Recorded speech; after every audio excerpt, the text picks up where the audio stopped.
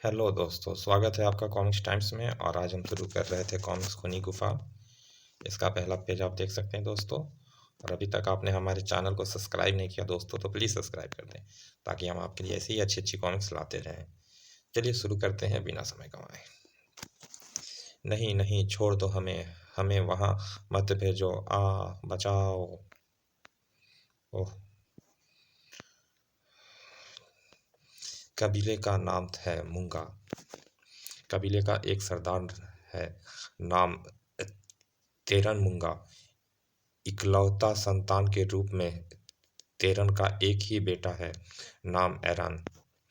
आर्थिक रूप से कबीला बेहद समृद्ध व शक्ति में शक्तिशाली है। कबीले की कुल आबादी 50-100 से भी कम है, इसीलिए एकता व भाईचारा का इनमें गहरा संबंध देखने को मिलता है। लेकिन कुछ दिनों से इस कबीले पर मुसीबत का पहाड़ टूट पड़ा था। हे माँ कामिनी, हमें शक्ति दो माँ, ताकि अपने दुश्मनों का हम डटकर मुकाबला कर सकें। हमें शक्ति दो माँ। तभी अचानक पहरे पर तैनात कबीले के जंगबाज लड़ाकू नवयुवक चीख पड़े, सावधान, दुष्ट चांगची आ रहा है। भागो, दुश्मन आ गए, भागो। उप दुश्मन के आगमन की सूचना पाते ही वहां खलबली मच गई। पलक झपकते ही जहां कुछ देर पहले एक उल्लास भरा उत्सव चल रहा था, वहां मौत का सा सन्नाटा छा गया। खूंखार चांगची अपने कबीलों के लोगों के साथ आंधी तूफान की तरह यहां आ पहुंचा था। संकेत मिलते ही हमें आक्रमण करना है। पर सन्नाटे के पीछे किसी का काल मंडरा रहा था, और यह काल शायद दुश्मनों के सिर पर मंडरा रहा था। एकाएक सरदार तेरान मूंगा ने अपने कंठ से विचित्र सी ध्वनि निकाली, और अगले ही पल चारों ओर से नवयुवक चीखते चिल्लाते दुश्मनों की ओर लपके। हु या, मारो मारो, काट डालो हैं। अगले ही पल तेरन मूंगा सहित सभी चांगबाज मूंगा युवक चांगची के कबीले पर बिजली की तरह टूट पड़े। मारो मारो, काट डालो शैतानों को, एक भी बच कर ना जाने पाए। आज बदला लेंगे। खनाक आई खनाक, ओह उफ। और ओह, यह तो चींटियों के भी पर निकल आए हैं आज, हा हा हा। मत भूलो शैतान चांगची, चींटी कभी कभी हाथी पर भी भारी पड़ जाती है, और आज वह दिन आ गया है। हा हा हा, अभी पता चल जाएगा कि कौन किस पर भारी पड़ता है। खन खनाक, आज हम तुझे जिंदा बचकर नहीं जाने देंगे शैतान। ही तड़ाक खचाक, औ आई। चांगची और तेरामुंगा के कबीले का यह युद्ध अधिक समय तक नहीं चला। सरदार, हमने उनका एक आदमी पकड़ लिया है। ओह, चलो। रुक जा शैतान चांगची, कायर डरपोक। खनाक सर। परंतु तेरन के चीखने चिल्लाने का शैतान चांगची पर कोई प्रभाव न पड़ा, और वे आंधी तूफान के समान ही धूल उड़ाते हुए गायब हो गए। वे लोग हमारे एक और आदमी को ले जाने में सफल हो गए हैं पिताजी। हमारी सारी तैयारी धरी की धरी रह गई। हम उन्हें अपने आदमी को ले जाने से ना रोक पाए। उफ। इस प्रकार आखिर कब तक चलेगा? इस तरह अगर वे शैतान एक एक करके हमारे कबीले के लोगों का अपहरण करते रहे तो शीघ्र ही कबीला वीरान हो जाएगा। लेकिन हम मुट्ठी भर लोग कर भी क्या सकते हैं? चांगची कबीले का मुकाबला करना हम सबके बूते से बाहर की बात है। काश हमें किसी दूसरे कबीले की मदद प्राप्त हो जाती, तो जिसकी सहायता से हम अपनी देवी को ही आज़ाद करा पाते और फिर उन शैतानों का भी अंत कर देते।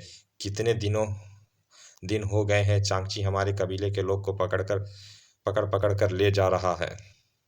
जबकि उधर शैतान चांगची के कबीले में पहुंचते ही उस मूंगा युवक को जब होश आया तो उसने सवै को दो मजबूत शिकंजों में जकड़ा पाया। उफ, यह दरिंदे शायद मुझे अपने कबीले में ले आए हैं, और ना जाने मेरे साथ कैसा सलूक करने वाले हैं। शैतान चांगची भयानक स्वर में ठहाके लगाता हुआ कह रहा था।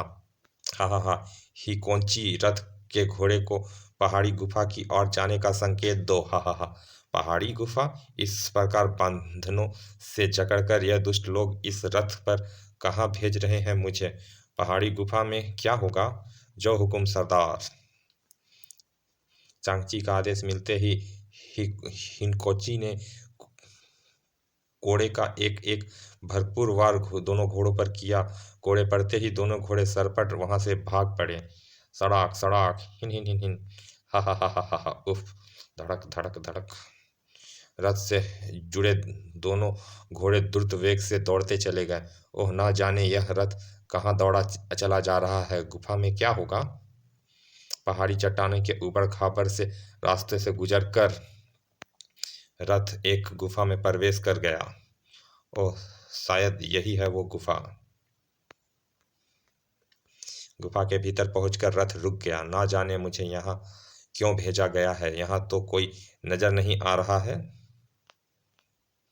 ठीक उसी पल वातावरण में पंख फड़फड़ाने का स्वर गूंज उठा। मूंगा युवक ने जैसे ही आवाज की दिशा में देखा, उसके कंठ से एक भयानक चीख निकल गई। आई नहीं, कंटीले पंखों वाला विचित्र पक्षी! ओह, यह तो मुझे खा जाएगा। सर! वह चीखता चला गया। नहीं नहीं, बचाओ! परंतु वह उसकी चीखें सुनने वाला कोई न था।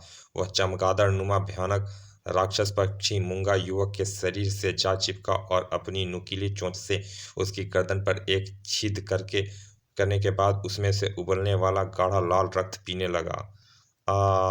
आई बचाओ! ओह, चपर चपर! थोड़ी ही देर में वह मूंगा युवक की एक एक हड्डी तक ना बची थी। रथ भी अपने आप वापस लौट पड़ा था।